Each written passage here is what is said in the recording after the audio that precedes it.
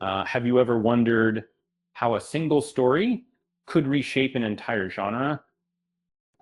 Before diving into the world of zombies, a gentle reminder to subscribe to the channel and hit that like button. In 2025, the zombie theme is everywhere from TV shows to video games, um, on series like The Walking Dead and The Last of Us captivate audiences, but the roots of this fascination run deep. Um, Zombies once symbolized colonial fears, not the flesh eating monsters we know today. The transformation began with Richard Matheson's 1954 novel, I Am Legend. Initially seen as vampire fiction, it introduced the modern zombie creatures driven by a terrifying contagion. George A. Romero, the mastermind behind Night of the Living Dead, openly credited Matheson's work as his inspiration. Um, to understand the evolution of zombies, we must trace their origin. From Haitian folklore to the fungal apocalypse in The Last of Us, Matheson's influence is undeniable. The concept of zombies first emerged in American culture through tales of Haitian voodoo. Uh, um, Early 20th century works depicted them as enslaved beings, manipulated by sorcery. And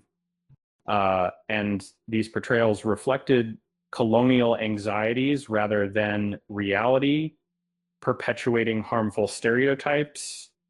And as horror genres evolved during the Cold War, the perception of zombies shifted. Nuclear disaster narratives paved the way for a new breed of monster, one that resonated with societal fears. I Am Legend takes us to a haunting future where Robert Neville is the last man standing after a devastating infection. The once dead rise again, driven by an insatiable thirst for blood. Um, Neville's struggle to survive in this grim world reveals the depths of his despair. Neville, and during the day, he fortifies his home and battles the vampires with wooden stakes. At night, he hides from the infected who once were his loved ones. The emotional toll of being the last survivor weighs heavily on him. Matheson weaves scientific elements into his narrative, proposing a bacterial infection that transforms humans into these vampiric beings. This blend of horror and science sets the stage for contemporary zombie tales. In a twist, Neville captures a woman he believes is uninfected, only to discover she is part of a new community of the infected.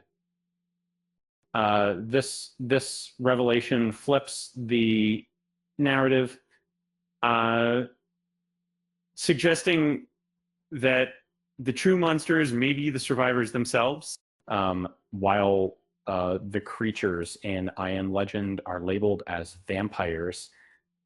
Their characteristics align more with zombies. They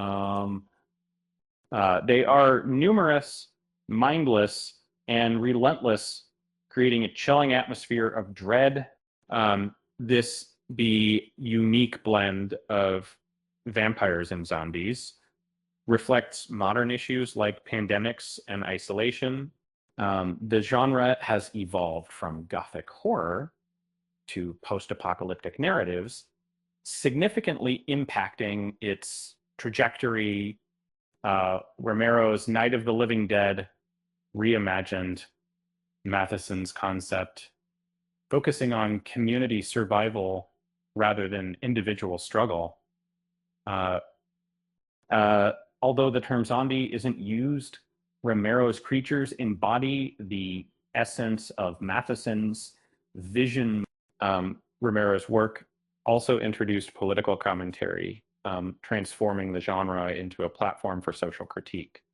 Um, the foundation laid by Matheson um, remains evident in the themes of societal collapse and existential dread. The 2007 film adaptation of I Am Legend, starring Will Smith, reignited interest in the story. 2007. However, it diverged significantly from the original, replacing existential themes with action-driven narratives. And while some appreciate the film, it sort of lacks the depth of Matheson's novel, despite being kind of the original story explores the blurred lines between humanity and monstrosity, a nuance lost in the adaptation. Matheson's influence persists in modern films like 28 Days Later and The Last of Us, which echo the themes of infection and survival. Exploring I Am Legend today reveals its historical significance in shaping the undead genre. The novel's refusal to provide neat resolutions makes it more relevant than many contemporary works. Ultimately, I Am Legend confronts the reality of death and our relationship with it.